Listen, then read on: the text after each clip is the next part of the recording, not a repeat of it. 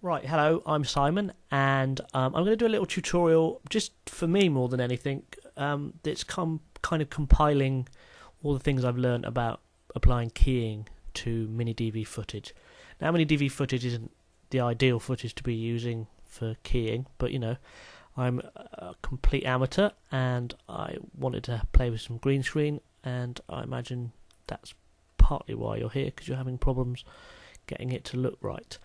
Now, the real problem with mini DV, I learnt over the last week or so, is the way it handles colours, and it can't really handle the transition between colours too well.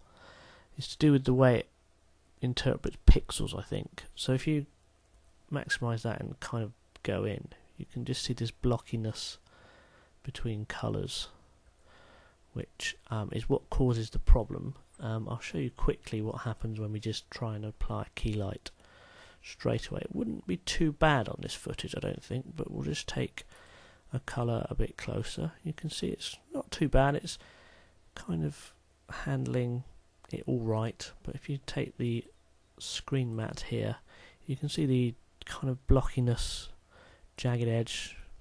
All of this can be fixed with a few simple clicks. Just give it a screen blur here, bring the screen gain up a bit. Going to get rid of quite a lot of that black already, and then we can fill that in using the screen mat. So we click the black up, about 30 something, that normally does it, and then you can fill in the white by bringing it down,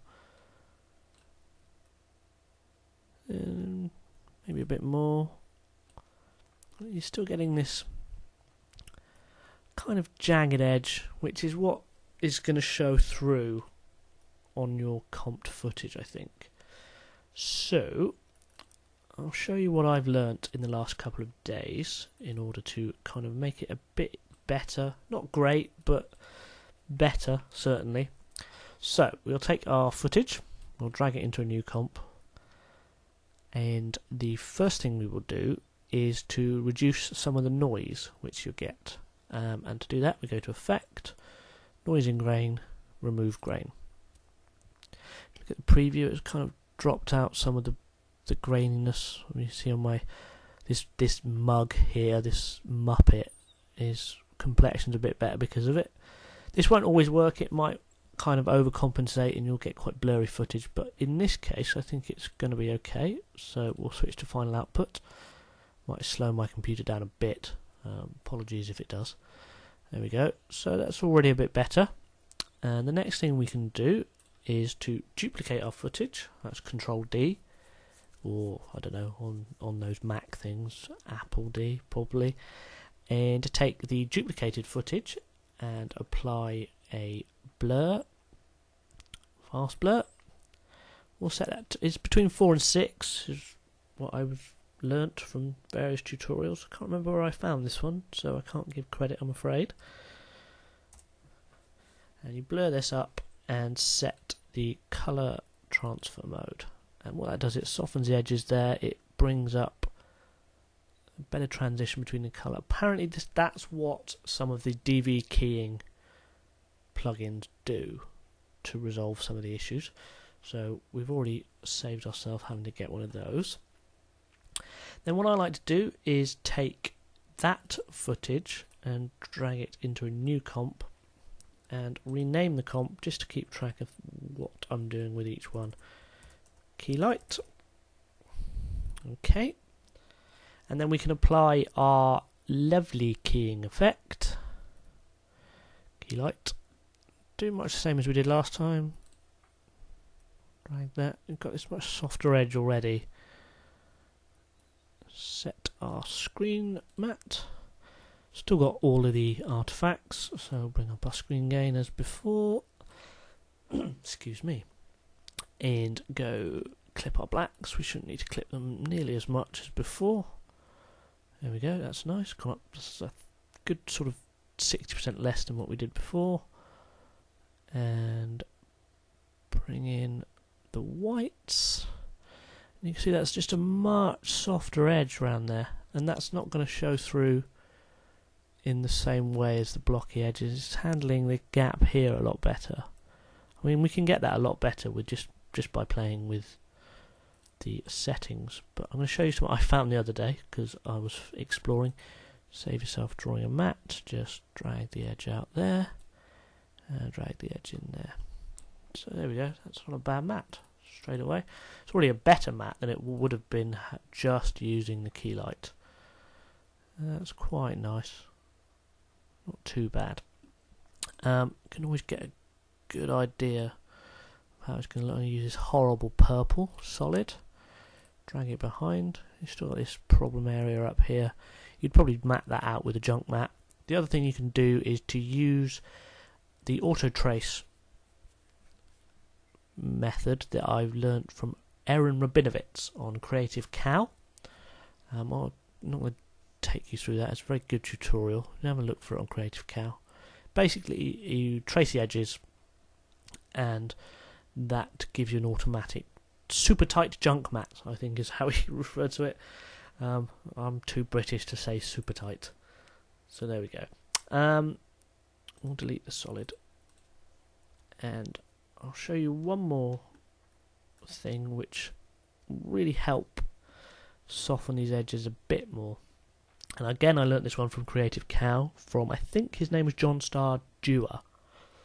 It may not be the way you say it. Again, I'll blame my British accent on that. So we'll take the Keylight comp, drag it into a new comp. We'll rename this one Spill, just to keep track of it, as I say. And we'll take a image. This is from another bit of rubbish footage I shot. Again, you know, here the problem, it just stands out as keyed footage straight away because of the colour correction that needs to be done. Far too irrelevant for what I'm doing now, so I won't take you through it. But again, you can Creative Cow. Videocodepilot.net is an amazing resource for tutorials about this sort of thing, just matching the footage. But I'm just going to quickly show you a way to soften these edges a bit more. So you take your plate, to duplicate it and drag it above your footage. Then we go to Effect, Channel, Set Matte, and we choose Mic Plunge here in the track matte. And oh, that's weird, we're not seeing anything here. So we'll invert the matte. There you go, just got the edges coming through. So we'll invert the matte, and I pop up. By the way, I'm pulling a microphone out of an imaginary holster here. It's a very long story, which I'm not going to bore you with. So we then set a blur on this new layer. Now, between 20 and 40 is good. I'm going to try 35. And you spill over, and you're getting what's called light spill, which spills light over the edges and kind of blends you in with your background a bit more. You get a nice weird effect. That's not how we're going to leave it, obviously. We'll then duplicate that layer once more, and on the new layer we'll delete the fast blur. So you can see we've got this lovely sort of spill. For what? Well, that's why they call it light spill, obviously. You can kind of play around. You can perhaps set that to lighten, the one that's blurred. It might be worth renaming these layers just to keep track of them. But we can set that to lighten. And there we go. I think just those sort of simple things.